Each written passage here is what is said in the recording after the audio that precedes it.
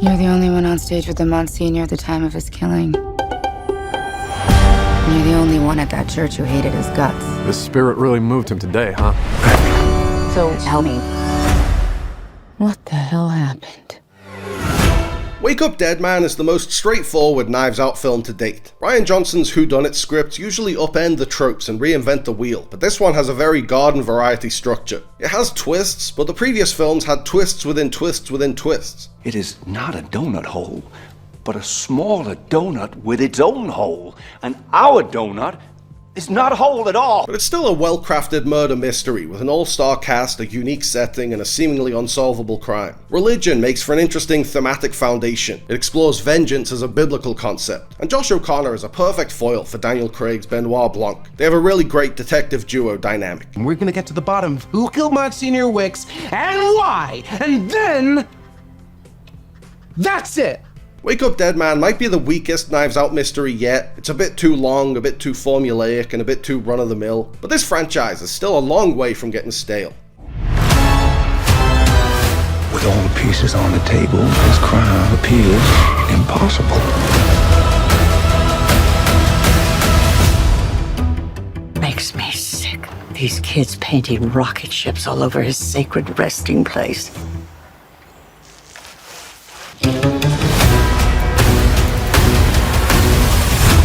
Johnson's script for this one is pretty conventional, at least compared to the first two. Voiceover narration introduces the setting and all the suspects, gets to the murder, and then Benoit Blanc comes in to solve it. It almost plays like an episode of Johnson's whodunit series Poker Face. The first act sets the stage with a cast of new characters, then the second act brings in our familiar detective to crack the case. You crack a case? That has a pejorative connotation. It's like calling a policeman a cop. You solve a case, and yes, I've solved plenty. In the first movie, the pool of suspects was a wealthy, vindictive family. In the second movie, it was a wealthy, vindictive group of friends. In Wake Up Dead Man, the suspect pool is a small town full of suspicious characters and dirty secrets, a la Hot Fuzz, which is a great conceit that sets it apart from the first two. Wake Up Dead Man is the darkest Knives Out movie yet, but it doesn't lose any of the franchise's signature humor. The humor just gets darker with it. A church is a great setting for a murder mystery. It's a house of God where a higher power is supposedly watching and judging our every move. Visually, it gives us a lot of gorgeous candlelit stone walls and sunlight shining through stained glass windows. From New York City,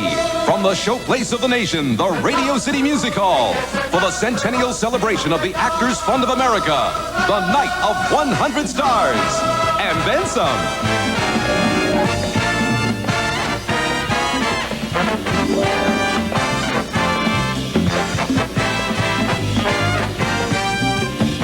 Johnson has assembled a stacked ensemble as usual, and as usual there are a few standouts that outshine their co-stars. Glenn Close is wonderfully irreverent as a creepy church lady, Andrew Scott is hilariously arrogant and dry-witted as a washed-up writer, Daryl McCormack, the breakout star of Good Luck to You Leo Grand, has a lot of fun playing a wannabe MAGA politician. There are some great actors whose talents are wasted on thin, forgettable characters like Kaylee Spaney, Kerry Washington, and Jeremy Renner, but that's often the case with a stuffed cast like this. They can't all be scene stealers. 3 movies in, Danielle Craig is still a joy to watch as Benoit Blanc. He seems to be having the time of his life playing into Blanc's eccentricities without the burden of having to carry the film on his shoulders. Josh O'Connor is the star of the movie, the way Ana de Armas was the star of the first film. Benoit Blanc doesn't enter the scene until about 40 minutes in, by which point we've gotten invested in Father Josh O'Connor as our protagonist, and it might be my favourite performance of his yet.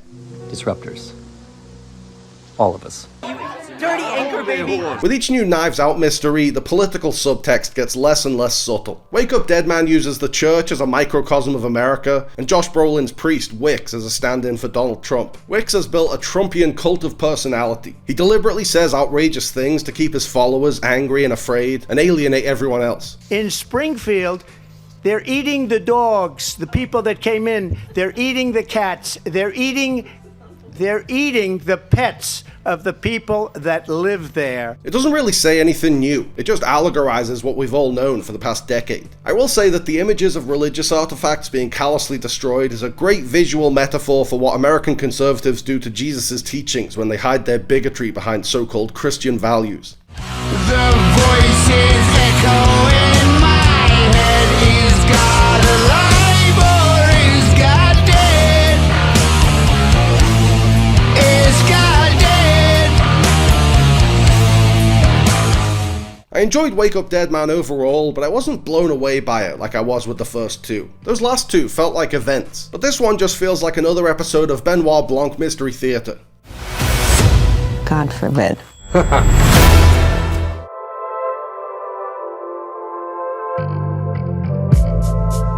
Thanks for watching, guys. I hope you liked the video. Remember to like and subscribe and click on the little bell. And also seize the day and call your mom and be kind to yourself.